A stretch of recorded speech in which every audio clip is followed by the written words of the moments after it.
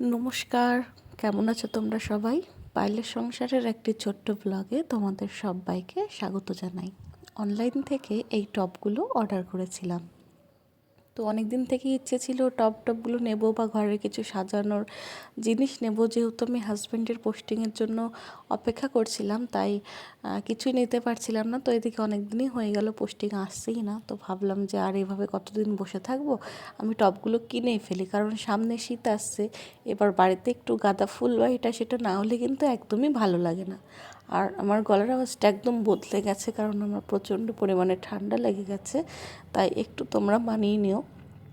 তো এখানে কিন্তু 5টা টপ ছিল, 5টা কালারের, আর 5টা কালারই কিন্তু খুব সুন্দর ছিল, মানে এসেছেও সুন্দর, তোমরা দেখেই বুঝতে পারছো।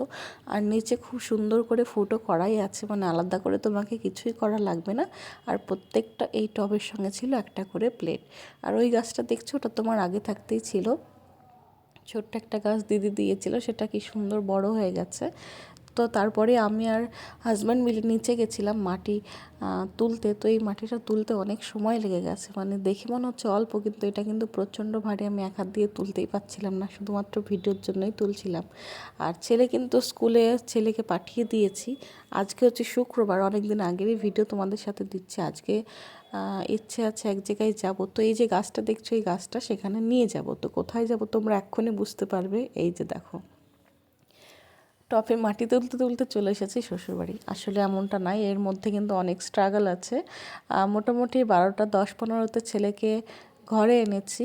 না, প্রথম থেকে বলি, ছেলেকে হাজব্যান্ড স্কুলে দিয়ে এসেছে, তারপর টবগুলোতে আমরা মাটি তুলেছি।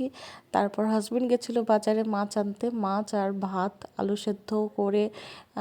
তারপর আমরা 11টার মধ্যে দুজন মিলে ক্যান্টিনে গেছিলাম। ক্যান্টিন থেকে 12টা 10-15তে একবারে ছেলেকে নিয়ে, তারপর ছেলেকে এসে স্নান করিয়ে খাইয়ে আমরা খাওয়া দাওয়া করে থালা বাসন ধুয়ে তারপর এসেছি। মোটামুটি 2টোর ট্রেনে আমরা আসি বাড়িতে। আস্তে আস্তে আমাদের বেজে গেছিলো কালকে রাত্রে 8টার মতো। তো এসে খাওয়া দাওয়া করে শুয়ে পড়েছিলাম, কারণ আমরা এত পরিমাণ টায়ার্ড ছিলাম। তো এই যে ঘরটা আগের দিন দেখাচ্ছিলাম যে জল দেওয়া হচ্ছিল, সেই ঘরটা কমপ্লিট হয়ে গেছে। আসলে ঘরটা সেভাবে কমপ্লিট করার ইচ্ছে নেই, কারণ এখানে একটা মাটির উনুন করা হবে, সেই উনুনের জন্যই কিন্তু ঘরটা বানানো। কারণ গ্রামেগঞ্জে বুঝতেই পারছো, মানে একদম খড়িতে রান্নার ব্যবস্থা না থাকলে চলে না। মানে আমাদের চলে যাবে, কিন্তু যেহেতু মা শাশুড়ি মা এরা হচ্ছে প্রথম থেকে উনুনে রান্না করে অভ্যাস, তাই ওরা ওই বারবার গ্যাসে রান্না করতে চায় না। আর যেহেতু আমাদের বাড়িতেও প্রচুর খড়ির অপশান আছে, তাই জন্য কিন্তু এই পাকা ঘরটার মধ্যে একটা উনুন করা হয়েছে। আর ঘরটা একটা স্টোর রুমই বানানো হয়েছে, যেহেতু আমাদের বাড়িতে চাষাবাদ আছে, তো কিছু কিছু জিনিস ওই ঘরে আস্তে আস্তে তোলা হবে, সেই জন্যই আরও কিন্তু বানানো। আর আজকে সকালটা বেশ সুন্দর, মানে রোদ ঝলমলে একটা সকাল। আর এখানে এসে দেখছি এখানে কিন্তু ঠান্ডা পড়ে গেছে, কারণ ব্যারাকপুরের ওই সাইডে ঠান্ডাটা একটু কম, যেহেতু বাড়িগুলো সব ঘিঞ্জি অবস্থায় থাকে, হাওয়া বাতাস কম ঢোকে, তো ঠান্ডাটা কম লাগে। কিন্তু বাড়িতে এই যে খোলামেলা পরিবেশ, বাড়িতে এসেই কিন্তু ভালোই ঠান্ডা লাগছে। আর রোদটা পড়েছে না, এত সুন্দর আরাম লাগছে।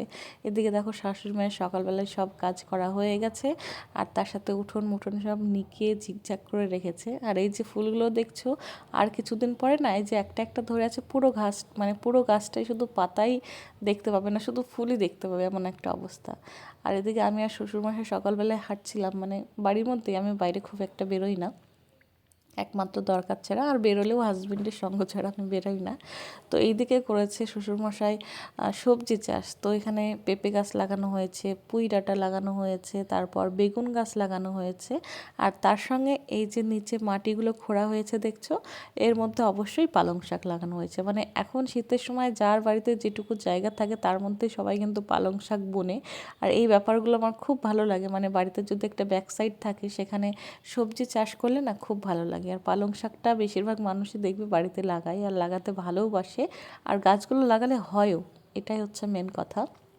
তো ওখানে বীজ ফেলা হয়েছিল, আর প্রচুর পরিমাণে শাক বেরিয়েছে। আর কিছুদিন পরে একদম হয়তো মানে জমে যাবে জায়গাটা।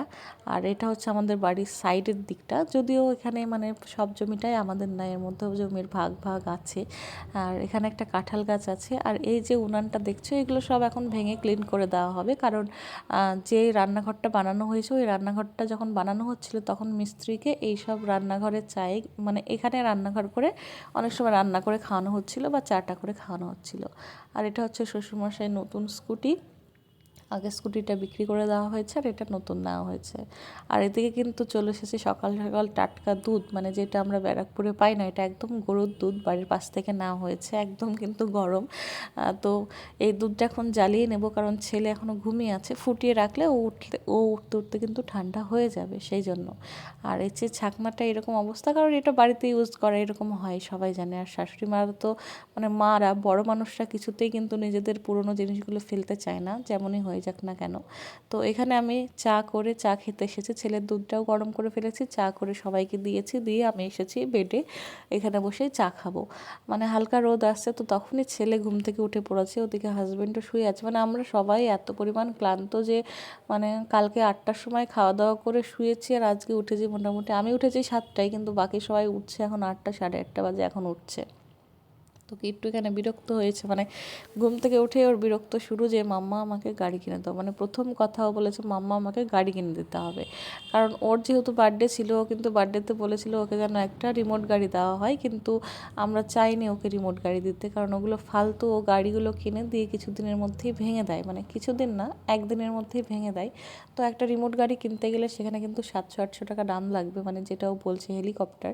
তো আমরা চাইছি না ওটা দিতে, কারণ ওর এখনও সেই বয়সটা হয়নি ওটাকে বোঝার, যদিও পারবে জানি, তবে ও একদিনেই ভেঙে ফেলবে, সেজন্য আমি ব্যাপারটাকে অ্যাভয়েড করছিলাম। তো আজকেও ঘুম থেকে উঠে ও সেম কথা বলছে, এবং পরে গিয়ে ঠাম্মা দাদুর কাছে সেই বায়না ধরেছিল। তো আমি বারবার সবাইকে বারণ করে দিয়েছি যে ছোট একটা গাড়ি এনে দেবে ঠিক আছে, কিন্তু অত ভালো গাড়ির দরকার নেই, কারণ আমরা ওকে ভালো গাড়ি দিতেই থাকি, কিন্তু ও নষ্ট করে ফেলে আস্তে আস্তে। ব্যাপারটা কিন্তু মানে ওর অভ্যাসটা বদলাতে হবে, গাড়ি কেনার যে ব্যাপারটা সেটার মাথা থেকে বের করতে হবে।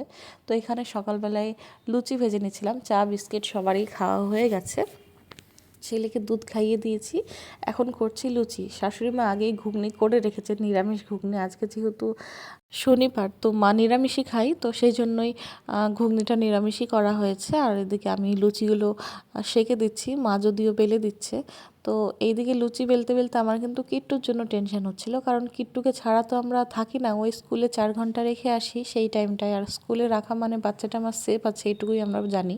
তো বাড়িতে আসলে কি হয়, হয়তো মানে বাবা মানে শ্বশুরমশাই হয়তো এদিক ওদিকে নিয়ে যায়, তো বা শাশুড়ি মা বা বাড়ির পাশে কাকারা কেউ যদি ছেলেকে নিয়ে যায়, এটা সত্যি কথা, এটাতে খারাপ ভাবার কিছু নেই। আমার ছেলের যদি 10-15 মিনিটের বেশি বাইরে থাকে আমার একদম ভালো লাগে না, মনে হয় কোথায় গেছে, কার বাড়িতে গেছে, কে কিছু হাতে দিল, কে কী খাচ্ছে, মানে কিছু খাচ্ছে, এরকম একটা টেনশন হয় যে ও তো সব কিছু আমরা ওকে কিন্তু বাইরের খাওয়াই না। এবার কিন্তু গ্রামাঞ্চলে আসলে কি হয়, ওই দোকানের এই চিপস হ্যানা ত্যানা কুরকুরে এইসব সবাই দেয়, ওগুলো ভালোবেসে দেয়, কিন্তু যেহেতু ও খায় না, তো ওর কিছু কিছু বাইরের খাবার এখানে বাড়িতে আসলে খেলেই ওর পটি হয়ে যায় বা শরীরটা খারাপ করে। তো সেই জন্যই ভয় লাগে কেউ কোথাও নিয়ে গেলে। তো বাবা ওকে অনেকক্ষণ নিয়ে গেছে, প্রায় 1 ঘন্টার ওপরে হয়ে গেল।